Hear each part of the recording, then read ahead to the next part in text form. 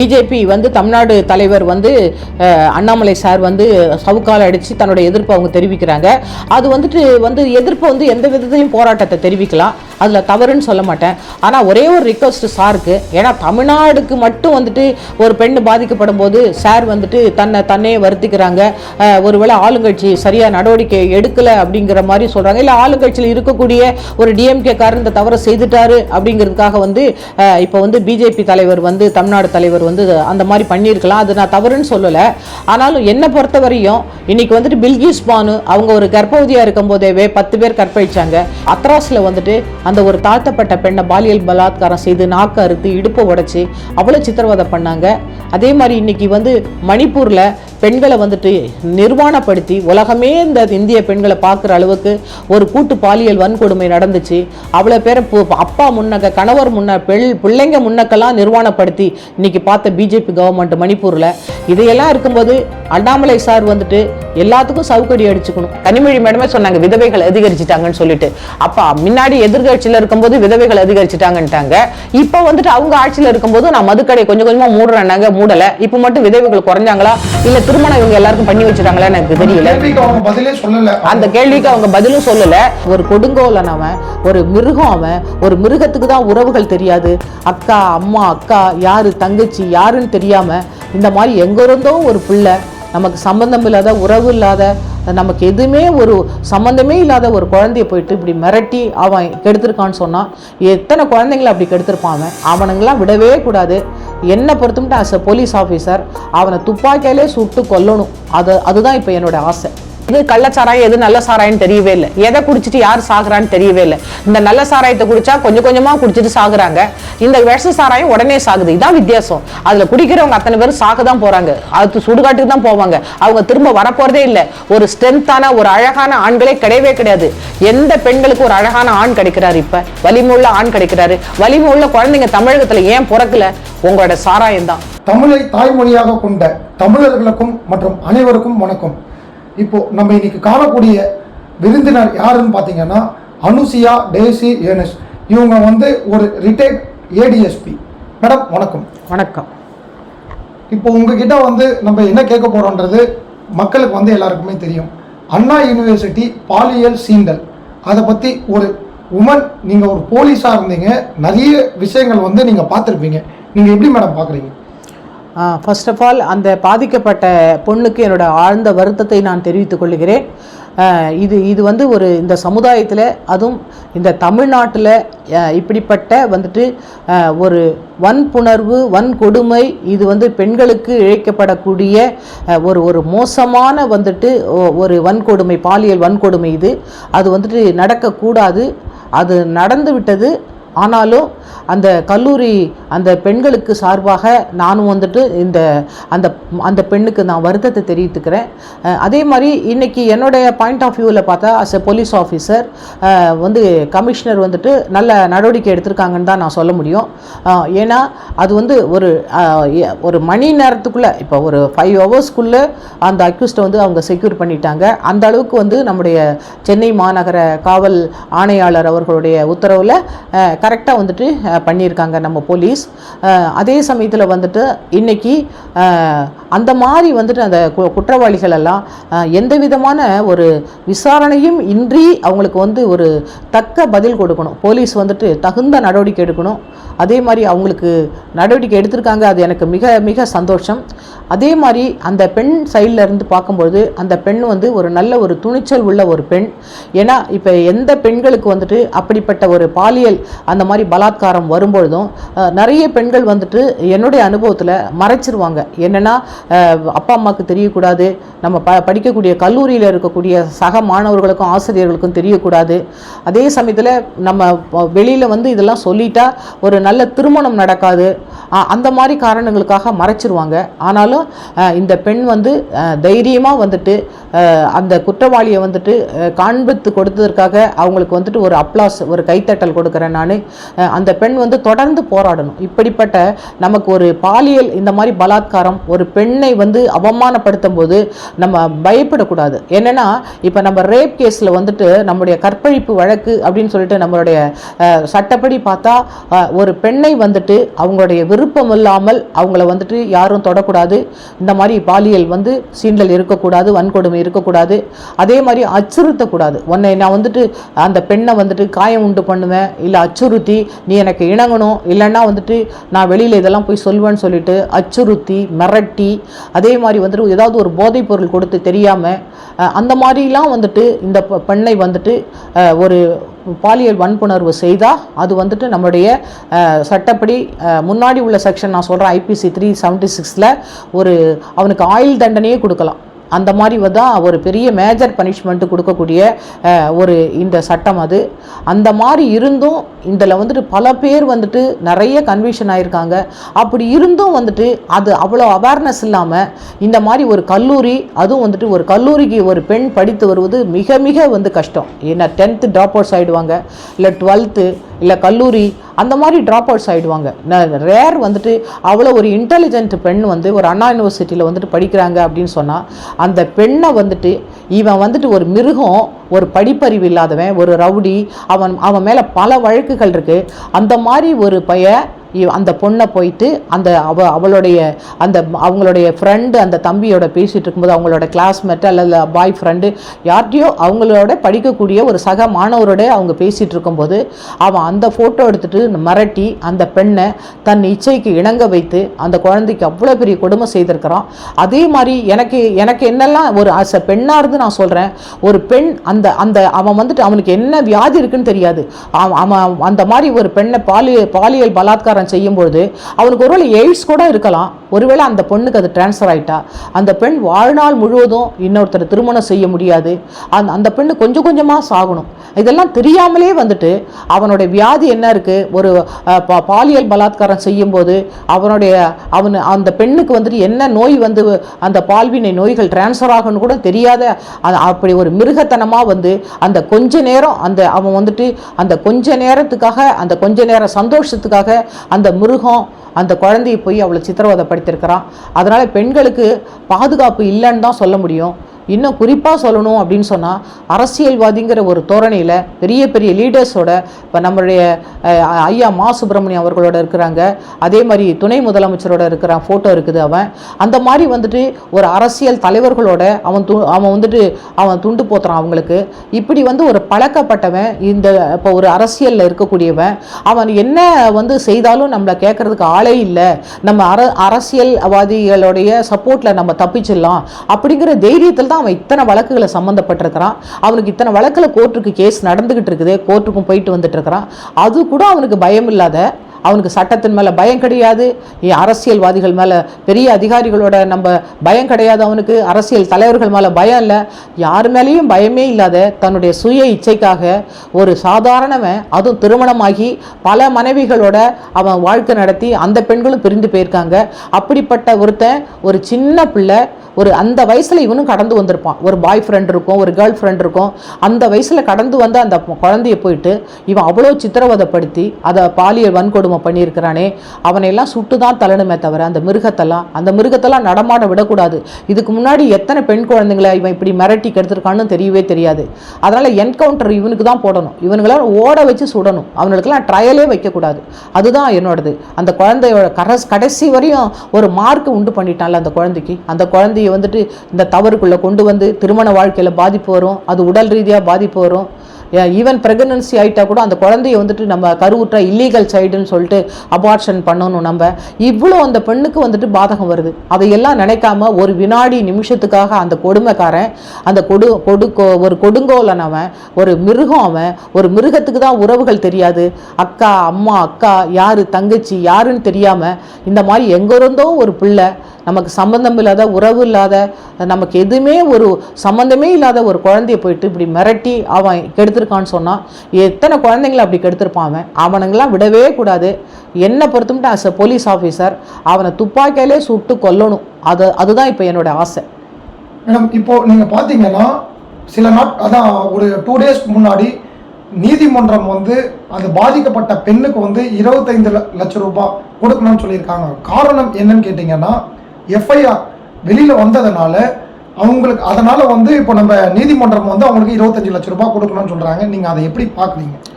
FIR வந்துட்டு league ஆனது வந்துட்டு நம்ம கமிஷனர் ஐயா சொல்கிற மாதிரி அது வந்துட்டு ஏன்னா கம்ப்ளைனண்ட்டுக்கு வந்துட்டு ஒரு ஃப்ரீயாக ஒரு காப்பி கொடுக்கணும். அந்த கம்ப்ளைனண்ட்டுக்கு வந்து ஒரு காப்பி கொடுக்கணும். அது வந்து சில சமயத்தில் அவங்க உறவுக்காரங்க கூட இருந்திருக்கலாம், அதை அவங்க எஃப்ஐஆரை காமிச்சிருக்கலாம். இன்றைக்கி வந்துட்டு மீடியாஸ் இருக்குது, இன்றைக்கி வந்துட்டு ஒரு வாட்ஸ்அப்பில் கூட ஒரு ஃபோட்டோ எடுத்து கூட வெளியில் விட்டுருக்கலாம். யார் வேணாலும் அவங்களுடைய உறவுக்காரங்க அந்த பெண்ணுக்கு இவ்வளோ பாதிப்பு நடந்திருக்குன்னு கூட செய்திருக்கலாம். சும்மா அவங்க வீட்டில் கூட வச்சிருக்கும் போது அவங்க நாலேஜ் இல்லாமல் கூட நம்ம பண்ணியிருக்கலாம். அதை வந்துட்டு இது லீக் ஆயிடுச்சேன்னு சொல்றத வந்துட்டு ஆகக்கூடாது. ஏன்னா அந்த பெண்ணுக்கு தான் அது பாதிப்பு. ஏன்னா செக்ஷன் இல்ல லாக் ஆகலன்றாரு கமிஷனர். இல்ல நான் அதுக்கு நான் போகவே இல்லை. ஆனா ஒரு பெண்ணோட ஐடென்டிட்டி வந்துட்டு தெரியக்கூடாதுங்கிறதா அந்த செக்ஷன். இப்போ வந்து பாதிக்கப்பட்டவங்களுடைய பெயர் சொல்லக்கூடாது, அவங்க முகம் வெளியில தெரியக்கூடாது, அது வந்துட்டு ரகசியமா இருக்கணுங்கிறது தான் சட்டம். அதனால இன்னைக்கு வெளியில தெரிஞ்சது வந்துட்டு ஒருவேளை வந்துட்டு இன்னைக்கு இப்ப கமிஷனர் ஆபீஸ்ல இருந்து வெளியில வந்திருக்கிறதுக்கு பெரிய ரீசன் இருந்திருக்காது. ஏன்னா அந்த பொண்ணை வெளியில விட்டா யாருக்கு என்ன பிரயோஜனம்? இப்ப சப்போஸ் அவங்கள்ட்ட ஒரு ஃப்ரீயா வந்து காப்பி கொடுக்கும்போது, ஒரு கம்ப்ளைண்ட் கொடுக்கும்போது, சப்போஸ் அவங்க இருக்கக்கூடிய உறவினர்கள் கூட அந்த பெண்ணுக்கு உள்ள பாதிப்பு ஏற்படுத்தியிருக்கிறான் அப்படிங்கிறதுக்காக கூட ஒரு ஆர்வத்தில் கூட அந்த தெரியாம சட்டம் தெரியாம கூட அதை வெளியிட்டிருக்கலாம். ஆனால் இன்னைக்கு வந்து நீதிமன்றம் வந்து விசாரணை பண்ணி அந்த பெண்ணுக்கு வந்துட்டு ஒரு பெரிய ஒரு காம்பன்சேஷன் கொடுத்துருக்காங்க. அதற்காக நீதிமன்றம் அவர்களுக்கும் நீதிபதி அவர்களுக்கும் எனது வந்து மனமார்ந்த வந்துட்டு வணக்கத்தை வாழ்த்துலையும் தெரிவித்துக் கொள்கிறேன் அந்த பொண்ணுக்கு நீங்க செய்ததுக்காக. அதே மாதிரி இன்னும் பல வழக்கில் பாதிக்கப்பட்ட பெண்கள் இருக்காங்க. இன்னைக்கும் அண்டர் ட்ரையல் கோர்ட்ல கேஸ் இருக்கும், நம்ம வந்து கேஸ் முடிஞ்சது இருக்கும். அதனால எல்லா கேஸஸும் கூட ரெவியூ பண்ணி அதை மாதிரி மித்த பெண்களுக்கும் இந்த மாதிரி ஒரு காம்பன்சேஷன் கொடுக்கணுங்கிறது என்னுடைய வேண்டுகோள். அது மாதிரி இதையும் நீங்கள் இதை வந்து ஒரு ஃபியூச்சரில் வரக்கூடிய பெண்களுக்கும் இதை வந்து நம்ம எடுத்துக்கலாம், இந்த காம்பன்சேஷன். அதே மாதிரி முன்னாடி அந்த மாதிரி பாதிக்கப்பட்ட பெண்களுக்கும் நீதிமன்றம் வந்துட்டு கன்சிடர் பண்ணி அவங்களுக்கும் அந்த காம்பன்சேஷனை கொடுக்கணுங்கிறது என்னோட வேண்டுகோள். இப்போ பார்த்தீங்கன்னா பாலியல் சீண்டல், பாலியல் வன்கொடுமைகள், கள்ளச்சாராயம் சாவு, அந்த மாதிரி வந்து நிறைய விஷயங்கள்ல வந்து பார்த்தீங்கன்னா கட்சிகள் வந்து போராட்டம் செய்கிறாங்க வினோதமான முறையில். இப்போ பார்த்தீங்கன்னா பாஜக மாநில தலைவர் அண்ணாமலை அவர்கள் சாட்டையால் வந்து அடிச்சுக்கிட்டு அவரோட எதிர்ப்பை வந்து தெரிவிச்சிருக்காங்க. இந்த மாதிரி போராட்டங்கள் வந்து சொற்ப அளவில் மட்டும்தான் ஜெயிக்குதுன்னு, அரசாங்கம் மூலமாக ஜெயிக்குதுன்னு நம்ம சொல்லலாம். நீங்கள் எப்படி பார்க்குறீங்க இந்த போராட்டங்கள்? இல்லை, இன்னைக்கு பிஜேபி வந்து தமிழ்நாடு தலைவர் வந்து அண்ணாமலை சார் வந்து சவுக்கால் அடித்து தன்னோட எதிர்ப்பை அவங்க தெரிவிக்கிறாங்க. அது வந்துட்டு எதிர்ப்பை வந்து எந்த விதத்தையும் போராட்டத்தை தெரிவிக்கலாம், அதில் தவறுன்னு சொல்ல மாட்டேன். ஆனால் ஒரே ஒரு ரிக்வஸ்ட் சாருக்கு, ஏன்னா தமிழ்நாடுக்கு மட்டும் வந்துட்டு ஒரு பெண் பாதிக்கப்படும் போது சார் வந்துட்டு தன்னை வருத்திக்கிறாங்க. ஒருவேளை ஆளுங்கட்சி சரியாக நடவடிக்கை எடுக்கலை அப்படிங்கிற மாதிரி சொல்கிறாங்க. இல்லை ஆளுங்கட்சியில் இருக்கக்கூடிய ஒரு டிஎம்கே காரர் இந்த தவறை செய்துட்டாரு அப்படிங்கிறதுக்காக வந்து இப்போ வந்து பிஜேபி தலைவர் வந்து தமிழ்நாடு தலைவர் வந்து அந்த மாதிரி பண்ணியிருக்கலாம். அது நான் தவறுன்னு சொல்லலை. ஆனாலும் என்னை பொறுத்தவரையும் இன்னைக்கு வந்துட்டு பில்கிஸ் பானு அவங்க ஒரு கர்ப்பவதியாக இருக்கும் போதேவே 10 பேர் கற்பழிச்சாங்க. இன்னைக்கு நன்னடத்தை காரணமாக அவங்க வெளியில் வந்துட்டாங்க. அதே மாதிரி வந்துட்டு அத்ராஸ்ல அந்த ஒரு தாழ்த்தப்பட்ட ஒரு ஏரியா சொல்லுங்க, எந்த ஏரியா, அப்போ யார் சிஎம் இருந்தாங்கன்றது மக்கள் இல்லை, அது பிஜேபி கவர்மெண்ட் தான் இருந்தாங்க. அப்போ அவங்க குஜராத்தில் வந்து அந்த பில்கிஸ் பானு அந்த கோத்ரா ரயில் எரிப்பின் போது அந்த முஸ்லீம் அந்த சிறுபான்மை இனத்தை சேர்ந்த ஒரு பெண்ணை வந்துட்டு ஆர்எஸ்எஸ் காரங்க தான் போய் கற்பழிச்சாங்க. அவங்க குழந்தைய கூட சுபத்தில் அடித்து கொண்டாங்க, 16 பேரை கொண்டாங்க. அப்போது அந்த ஒரு வன்கொடுமை வந்துட்டு சிறுபான்மையினருக்கு அங்கே நடந்துச்சு. அதில் வந்துட்டு கன்விக்ஷன் ஆன இப்போ 10 வருஷம் நன்னடத்தையோட வெளியில் விட்டுட்டாங்க. ரேப்பில் என்ன நன்னடத்தை இருக்குது? 10 வருஷம் அங்கே ஜெயிலில் போய் யாரையும் ரேப் பண்ண முடியாதுல்ல. அதனால் அதில் நன்னடத்தைங்கிறதுக்கு வேலையே கிடையாது. அவங்களெல்லாம் விட்டுருக்கவே கூடாது வெளியில். அதனால தான் இந்த மாதிரி குற்றவாளிகள் வந்துட்டு ஜெயிலுக்கு போனால் நல்ல சாப்பாடு கொடுக்குறாங்க, அழகாக சந்தோஷமாக எந்த வேலையும் செய்யாமல் இருந்துட்டு அழகாக நம்ம வெளியில் வந்துடலாம் அப்படின்னு சொல்லிட்டு அவங்க பண்ணிட்டு இருக்காங்க தைரியமாக. அவங்களுக்கெல்லாம் சிவியராக இருக்கணும் பனிஷ்மெண்ட். அவங்களாம் லைஃப் கன்விக்ஷனாக வெளியில் வரவே கூடாது, அங்கேயே கடந்து சாகணும் லைஃப் முழுவதும். அப்படி தண்டனை கொடுத்தாதான் ஒரு பயம் வரும். அதே மாதிரி இன்னைக்கு வந்துட்டு நம்ம அத்ராஸில் வந்துட்டு அந்த ஒரு தாழ்த்தப்பட்ட பெண்ணை பாலியல் பலாத்காரம் செய்து நாக்கு அறுத்து இடுப்பை உடைச்சி அவ்வளோ சித்திரவதை பண்ணாங்க. அதே மாதிரி இன்னைக்கு வந்து மணிப்பூரில் பெண்களை வந்துட்டு நிர்வாணப்படுத்தி உலகமே இந்த இந்திய பெண்களை பார்க்குற அளவுக்கு ஒரு கூட்டு பாலியல் வன்கொடுமை நடந்துச்சு. அவ்வளோ பேரை அப்பா முன்னக்க, கணவர் முன்ன, பிள்ளைங்க முன்னக்கெல்லாம் நிர்வாணப்படுத்தி இன்னைக்கு பார்த்த பிஜேபி கவர்மெண்ட் மணிப்பூரில். இதையெல்லாம் இருக்கும்போது அண்ணாமலை சார் வந்துட்டு எல்லாத்துக்கும் சவுக்கடி அடிச்சுக்கணும். ஏன்னா வச்சுக்கோங்க, இப்போ வந்துட்டு ஒவ்வொரு இடத்துலையும் பெண்கள் தான், நம்ம இந்திய பெண்கள் தான். அப்போது சவுக்கடி அடித்து அந்தந்த கவர்மெண்ட்டுக்கும் வந்துட்டு அவர் வலியுறுத்தி தண்டனை கொடுத்துருக்கணும். இப்படி இல்லை, அந்த வன்கொடுமையை நான் கண்டிக்கிறேன், நடவடிக்கை சரியாக எடுக்கணும்னு சொன்னார்னா, ஏன்னா அவர் வந்து பிஜேபி தலைவர். இன்னைக்கு பிஜேபி அரசாங்கம் தான் நடக்குது. ஈவன் பிஜேபி ஸ்டேட்டில் ஆளக்கூடிய மாநிலத்திலாம் இவ்வளோ கொடுமைகள் நடக்குது. ஆனால் பிஜேபி கவர்மெண்ட்டு அண்டரில் வந்துட்டு இவ்வளோ பாலியல் வன்கொடுமை கொடூரமாக நடந்துட்டு இருக்குது எல்லா பெண்களுக்கும். அதுக்காகவும் நான் அண்ணாமலை சார்கிட்ட கேட்டுக்கிறேன், நிறைய சவுக்கடி அடிச்சுக்கணும் சார். ஏன்னா நம்ம இந்திய பெண்களை வந்துட்டு இப்படி கெடுத்துக்கிட்டு இருக்கிறாங்க சார். அதனால் வந்து இதை வந்துட்டு இந்த போராட்டத்தை செய்யுங்க, நான் வரவேற்கிறேன். ஆனால் எல்லா பெண்களுக்காக நீங்கள் அடிச்சுக்கணும் சார். இப்போ இந்த கேள்வி உங்ககிட்ட கேட்டால் கரெக்டாக இருக்கும். ஏன்னா நீங்கள் வந்து ஒரு காவல்துறை அதிகாரியாக இருந்தவங்க. வட நாட்டில் பார்த்தீங்கன்னா சில இடத்துல சிகப்பு விளக்கு பகுதி இருக்குது. ஸோ நீங்கள் அதை எப்படி பார்க்குறீங்க? சிகப்பு விளக்கு பகுதி இருந்தால் இந்த ரேப், பாலியல் சீண்டல்கள் அதெல்லாம் குறையுமா? தமிழ்நாட்டில் அது ஒவ்வொரு ஸ்டேட்டுக்கு ஒவ்வொரு ரூல்ஸ்ன்ற மாதிரி இருக்குது. இப்போ இன்கேஸ் வந்து தமிழகத்தில் இந்த சிகப்பு விளக்கு பகுதி இருந்தால் இந்த பாலியல் சீண்டல்கள் வந்து குறைய வாய்ப்பு இருக்கா? எனக்கு இதில் அனுபவம் உண்டு. நான் வந்து 1985 நான் சப் இன்ஸ்பெக்டராக காஞ்சிபுரத்தில் இருந்த மகளிர் காவல் பிரிவில். அப்போ வந்து ஒரு 800க்கும் மேற்பட்ட இந்த மாதிரி பாலியல் கொடுமை செய்யப்பட்ட பெண்களை பாம்பேலேருந்து ரெட் லைட் ஏரியாவிலேருந்து மீட்டு கொண்டாந்தாங்க. அப்போ வந்து நான் அந்த பெண்களை வந்துட்டு அவங்க வீட்டில் கொண்டு போய் விடணும் அப்படிங்கிற வந்து இப்போ பொறுப்பில் நான் வந்துட்டு இருந்தேன். ஏன்னா எங்களுடைய அதிகாரிகள் பல அதிகாரிகள் தான், இல்லை நான் பெண் போலீஸ் அதிகாரியாக நான் இருந்தேன். ஒரு 8 மாதம் நான் வந்து காஞ்சிபுரத்துலேருந்து செங்கல்பட்டு ஒரு ஹோமில் வச்சுருந்தாங்க. நான் ட்ரெயினில் போயிட்டு அந்த டியூட்டி பார்த்தேன். அப்போ அவங்களோட ஸ்டோரியெல்லாம் கேட்கும்போது அவ்வளோ கஷ்டமாக இருக்கும். என்னன்னா வீட்டு வேலை வாங்கி தரேன்னு சொல்லிட்டு அவங்கள கொண்டே பாம்பேல வித்துடுறாங்க ரெட் லைட் ஏரியாவில். அதே மாதிரி திருமணம் செய்கிறேன்னு சொல்லிட்டு திருமணம் அப்படின்னு செய்துட்டு கணவன் சொல்லிட்டு கொண்டாந்து அவங்கள வந்து விலைக்கு வித்துடுறாங்க. அந்த மாதிரி பல விதத்தில் பெண்களை ஏமாற்றி கொண்டாந்து ரெட் லைட் ஏரியாவில் வித்துடுறாங்க. அந்த பாம்பேல விற்கும்போது அவங்களால மீண்டு வெளியில் வர முடியல. ஏன்னா அவங்கள வந்து ஒரு சுரங்க மாதிரி போட்டு அடைச்சிடுறாங்க. அங்கே வந்துட்டு டெய்லி ஒரு 10 பேர் கூட வந்துட்டு அவங்க கஸ்டமரா இருக்கணும். இதுல ஒரு பியூட்டி என்னன்னா, இப்ப போதைப் பொருள் கடத்துறாங்க அப்படின்னு சொன்னா அது ஒரு வாட்டி தான் யூஸ் பண்ண முடியும். இப்ப கஞ்சாவோ போதைப் பொருளோ அந்த போதை மருந்து ஊசிகளோ ஒரு முறை தான் யூஸ் அண்ட் த்ரோ தான். ஆனா பெண்களை வந்துட்டு பல முறை யூஸ் பண்ணலாம். அவங்களோட ஆயுசு முழுவதும் அவங்க உடம்பு ஹெல்த்தியா இருக்கிற வரையும் பல முறை வந்துட்டு அவங்கள பயன்படுத்தி அவங்க வந்து பணம் சம்பாதிக்கிறாங்க. அதனால வந்துட்டு ஈஸியா வந்துட்டு குழந்தைகளையும் பெண்களையும் கடத்திட்டு போறாங்க. அந்த பாம்பேல மட்டும் வந்துட்டு இப்ப ரெட் லைட் ஏரியான்னு இருந்தா கவர்மெண்ட் வேணா அலோவ் பண்ணலாம். அதுக்காக வந்து இங்க பாலியல் வன்கொடுமை குறைந்துரும்னு சொல்லவே முடியாது. அதே மாதிரி பெண்களை வந்துட்டு நல்ல ஹெல்த்தியாக இருக்காங்களா, அவங்களுக்கு நல்ல மெடிக்கல் ட்ரீட்மெண்ட் கொடுக்கணும், அவங்கள டெஸ்ட் பண்ணணும். நோய்வாய்ப்பட்டிருக்கிறவங்களெல்லாம் வந்துட்டு ஒதுக்கிட்டு நல்ல ஹெல்த்தியாக இருக்கிறவங்க வேணால் யூஸ் பண்ணலாம். ஆனால் ஈவன் பாம்பேல கூட கட்டாயப்படுத்தி தான் அங்கே கொடுமை செய்கிறாங்களே தவிர யாரும் விருப்பமாக அந்த பாலியல் தொழிலுக்கு போன மாதிரி இல்லை. ஒருவேளை அந்த தொழிலில் ஈடுபட்டுட்டோங்கிறதுக்காக தலையெழுத்து அங்கேருந்து தப்பிச்சு வர முடியாதுன்னு சொல்லிட்டு கஷ்டப்பட்டுட்டு இருக்காங்க எத்தனையோ பெண்கள்.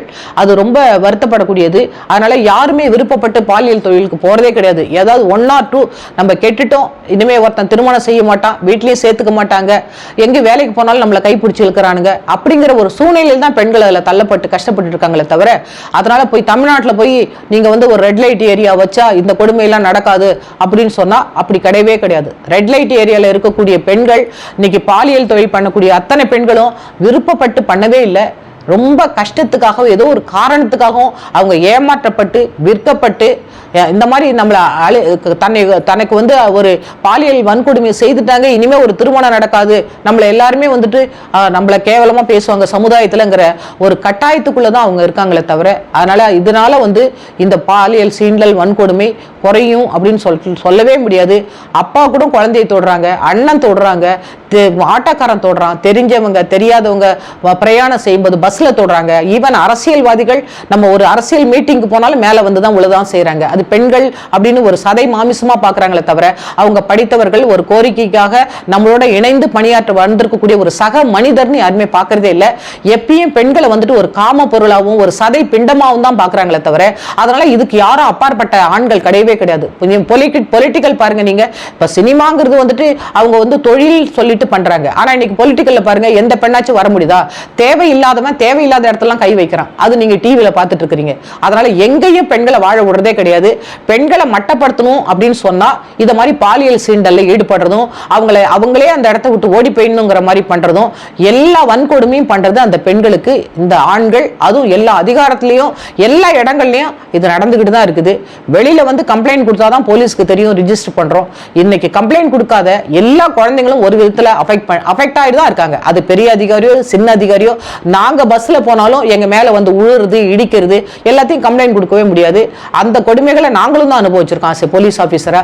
அதனால பெண்கள்னு பார்த்தாலே அவங்க ஒரு மாமிச பிண்டமாவும் ஒரு காம பொருளாவும் பாக்குறாங்க அந்த ஆண்கள். அது என்னைக்கு குறையுதோ, யார் ஒரு பெண்ணை வந்துட்டு சுதந்திரமா அவ தங்கச்சாவோ இல்ல வந்து ஒரு தாயாவோ ஒரு அக்காவோ அந்த மாதிரி பெண்ணாவோ அவன் பார்த்தானா அவன் மனிதன். இல்லைன்னா அது ஒரு மிருகம். எந்த மிருகம் எங்க அம்மா மாடு பெண் மாட்டுக்கிட்ட தன்னுடைய குழந்தைகிட்டே வன்புணர்வு செய்தல அந்த மாதிரிதான் மிருகமா இருக்கிறான்களே தவிர இந்த ஆண்கள் இவனுங்க எல்லாம் இதெல்லாம் குறைச்சிக்கணும். இதை குறைச்சான்னு சொன்னா வரக்கூடிய சந்ததிகள் சுதந்திரமா வாழ்வாங்க. என்னதான் சுதந்திரம் இந்த நாட்டில் வாங்கி கொடுத்தாலும் நம்ம காந்தியடிகள் தனியா ஒரு பெண்ணு அவ நடந்தாதான் இந்த நாட்டில் உண்மையான சுதந்திரம்னு சொன்னாங்க. ஆனா அப்படி நடக்கவே முடியல. தனியா போகவும் முடியாது. இருட்டுல போனாலும் கைப்பிடிச்சு இழுக்கிறான், நகையை புடுங்குறான், எல்லா சித்திரவதையும் பண்றான். பெண்கள் குழந்தைங்களும் தன்னைத்தானே காப்பாத்திக்க முடியாது. இவனுங்க வந்து வலிமை மிக்கவன் சொல்லிட்டு இப்படி பெண்களுக்கு சித்திரவதை கொடுக்குறானுங்க.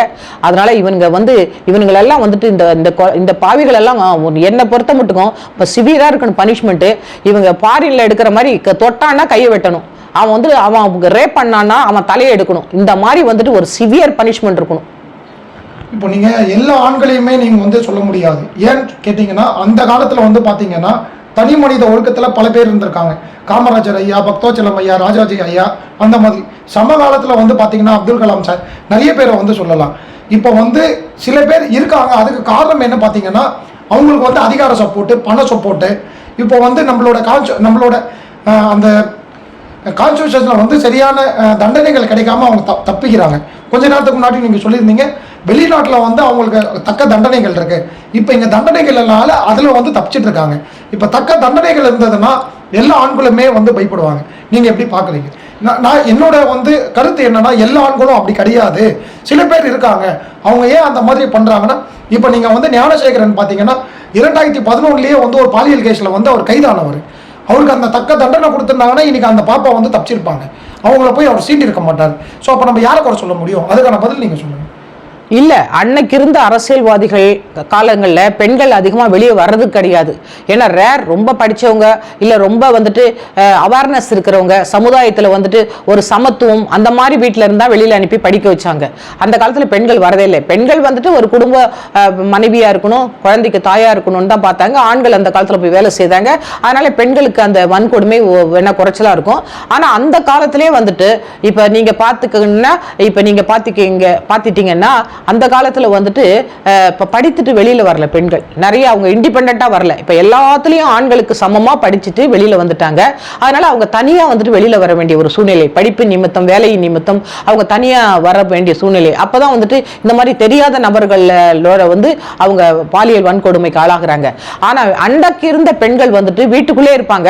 ஆனா அவர் 2 மனைவி வச்சுப்பார், 3 மனைவி, துணைவியார், மனைவியார் எல்லாம் வச்சுக்கிட்டு இங்க 4 பிள்ளை அங்க 4 பிள்ளை இப்படி கொடுத்துருவாரு. அப்படி கொடுத்துருவாரு. 3 பொண்டாட்டி வச்சிருந்தாலும் ஆண்களுக்கு பரவாயில்ல அப்படின்ற அந்த சமுதாயம் இருந்துச்சு.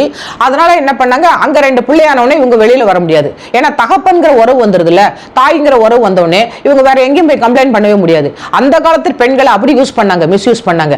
ஆணுக்கு தான் வந்துட்டு நான் வலிமையானவன், அப்ப 4 பொண்டாட்டி வச்சுப்பேன், இல்ல 4 வப்பாட்டி வச்சுப்பேன், இந்த மாதிரி அந்த மாதிரி ஒரு கொடுமை அதை கொடுத்துட்டு இருந்தாங்க.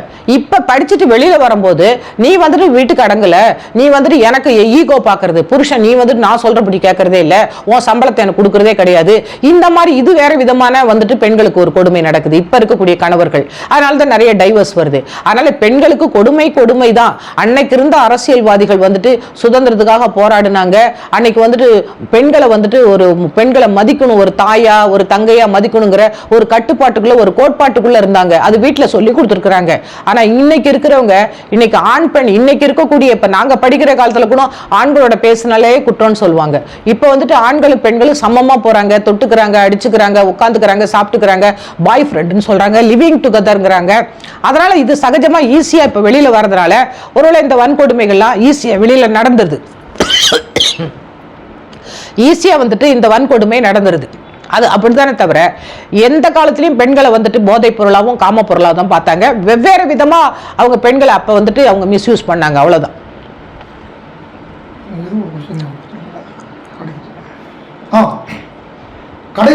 கடைசி கேள்வியா உங்ககிட்ட கேட்கறது, நீங்க கலால் அதுல வந்து மது ஒழிப்புல வந்து அதுல வந்து நீங்க அதிகாரியா இருந்தீங்க, அதனால வந்து இந்த கேள்வியை உங்ககிட்ட கேட்கிறேன். இப்போ இந்த மது கஞ்சா புழக்கம் அதனால வந்து இந்த பாலியல் சீண்டல்கள் இருக்கு அப்படின்றது வந்து நீங்க நினைக்கிறீங்களா?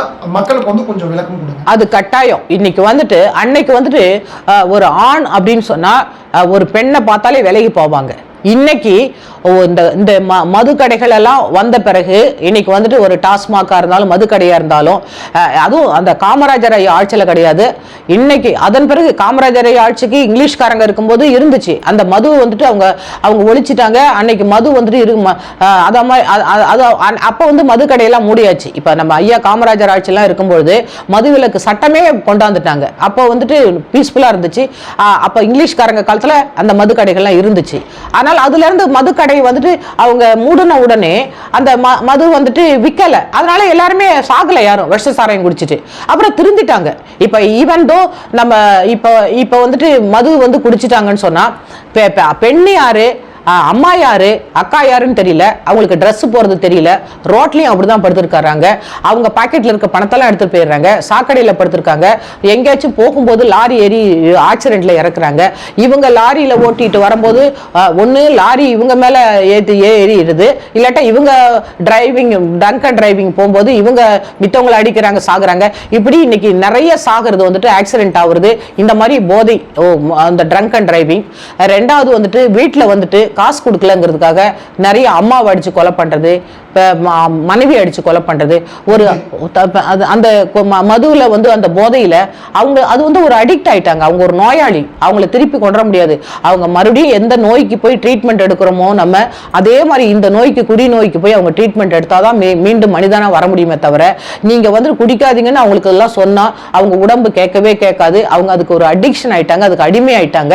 இன்னைக்கு வந்துட்டு இந்த மதுனால இந்த தமிழக ஆண்கள் எல்லாம் இறந்து போயிட்டாங்க. இந்த தமிழக எல்லா பெண்களும் இன்னைக்கு ஏன் கனிமொழி மேடமே சொன்னாங்க விதவைகள் அதிகரிச்சுட்டாங்கன்னு சொல்லிட்டு. அப்ப முன்னாடி எதிர்கட்சியில இருக்கும்போது விதவைகள் அதிகரிச்சுட்டாங்கன்ட்டாங்க. இப்ப வந்துட்டு அவங்க ஆட்சியில இருக்கும்போது நான் மதுக்கடை கொஞ்சம் கொஞ்சமா மூடுறாங்க, மூடல. இப்ப மட்டும் விதவைகள் குறைஞ்சாங்களா இல்ல திருமணம் இவங்க எல்லாருக்கும் பண்ணி வச்சிருக்காங்களா எனக்கு தெரியல. அந்த கேள்விக்கு அவங்க பதிலும் சொல்லல. அவங்க ஆட்சியில வந்துட்டு இன்னைக்கு எனக்கு மதுல இருந்து காசு வந்தா போதும் நிக்கிறாங்களே தவிர எல்லா மனிதர்களையும் கொன்னுட்டு இவங்க இந்த ஆட்சி நடத்தி என்ன பண்ண போறாங்கன்னு தெரியல. அதே மாதிரி இன்னைக்கு இந்தி வேணவே வேணாங்கிறாங்க. இன்னைக்கு ஒரு கட்டாயம் இந்தி பேசிதான் ஆகணும் மக்களுங்கிற மாதிரி இன்னைக்கு நார்த் இந்தியன் ஃபுல்லா வந்துட்டாங்க. இன்னைக்கு சின்ன சின்ன கிராமத்துல இருந்து இன்னைக்கு எல்லாமே ஒரு இந்த லேபரா இருக்கிறவங்க ஃபுல்லா நார்த் இந்தியன்ஸ் தான். அவங்க நம்ம பாஷையை கத்துக்கிறாங்க, நம்ம அவங்க பாஷையை கத்துக்கிறோம். அதனால இந்த இந்தி எதிர்ப்பு போராட்டம், அப்புறம் வந்துட்டு இந்த யாரு நார்த் நான் மொழி பேச மாட்டேங்கிறது, மூன்றாவது மொழி எனக்கு தேவையில்லைங்கிறது, அதையெல்லாம் சொல்ல முடியாது. இந்திய அரசியலமைப்பு சட்டத்துல ஒரு இந்திய குடிமகன் இந்த இந்திய தேசம் முழுவதும் போயிட்டு வேலை பார்க்கலாம், அங்க இடம் வாங்கலாம், அங்க வீடு கட்டலாம், அவங்களுக்கு பேச்சுரிமை இருக்கு, அவங்க சொத்துரிமை இருக்கு, எல்லாமே இருக்குது. அதனால நம்ம அதை தடை செய்யவே கூடாது. ஆனால் நம்ம வந்துட்டு நம்ம திராவிடம் இல்ல நம்ம இந்திய எதிர்ப்பு போராட்டம் இதெல்லாம் ஒரு அறியாமையில் தான் நம்ம பண்ணிட்டு இருந்தோம். இன்னைக்கு பாருங்க, ஒரு இடத்துல இருந்து இன்னொரு இடத்துக்கு நம்ம போய் நம்ம நார்த்ல வேலை செய்யறோம், அவங்க வந்து சவுத்துல வேலை செய்யறாங்க. அதனால வந்துட்டு இன்னைக்கு வந்து இந்திய வந்துட்டு யாருமே வந்துட்டு நீங்க பேசக்கூடாதுன்னு சொல்ல முடியாது.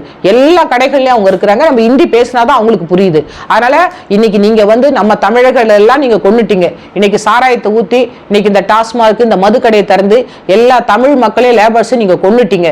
கொன்னுட்ட பிறகு ஆட்டோமேட்டிக்கா இன்னைக்கு நார்த் இந்தியன்ஸ் தான் வந்து இங்க வேலை பார்க்கறாங்க. அதனால நீங்க சொல்றது வந்துட்டு தேர்தல் அறிக்கையில நீங்க ஆட்சி செய்யணுங்கிறதுக்காக நீங்க தேர்தல் அறிக்கையில இந்த மக்களை வந்து பொய்யா வாக்கு கொடுத்து ஒண்ணுத்தையுமே நிறைவேற்றாத இன்னைக்கு இந்த மக்களை கொன்னுதான் மிச்சம். இந்த மக்களை ஏன் இப்படி ஏமாத்துறீங்கன்னு தெரியல. இந்த மக்களை ஏன் இப்படி போதைக்குள்ள நீங்க அடிமையாக்குறீங்கன்னு தெரியல. எத்தனை நாளைக்கு நீங்க வாழ போறீங்க? எத்தனை நாளைக்கு இந்த அதிகாரம் உங்க கையில இருக்க போகுது? உங்களுக்கு ஓட்டு போடுற மக்கள் மேல உங்களுக்கு அக்கறை கிடையாதா? உங்களை நம்பிதானே நீங்க வந்தா நல்லது நடக்கும் தானே இந்த பெண்கள் குழந்தைகள் எல்லாரும் ஓட்டு போடுறாங்க. ஆனா இந்த ஆண்களை எல்லாம் வந்துட்டு குடிக்க வச்சு இப்போ உங்க வீட்டில் ஒரு சாவுன்னா நீங்க அழுகுறீங்கல்ல, உங்க உறவுகளுக்காக நீங்க கண்ணீர் விடுறீங்கல்ல. ஆனா ஏன் ஒவ்வொரு தாய்மாரும் உங்களோட அக்கா தானே, தங்கச்சி தானே. அவங்களுக்கு வந்துட்டு ஒரு கணவனை வந்துட்டு அவங்க இழந்துட்டாங்கன்னு சொன்னா அந்த வீட்டுல எப்படி இருக்கும் சொல்லுங்க. அந்த குழந்தைங்களுக்கு ஒரு தகப்பன் இல்லை, அந்த பெண்ணுக்கு ஒரு கணவர் இல்லை, அந்த பெண்ணு தனிமையாவே எத்தனை நாளைக்கு வாழ்வா? இந்த சாராய கடையை மூடிட்டு உங்களுக்கு வேற எத்தனை இயற்கை வளங்கள், எத்தனை கனிமங்கள் இருக்குது, அதுல சம்பாதிக்க முடியாதா?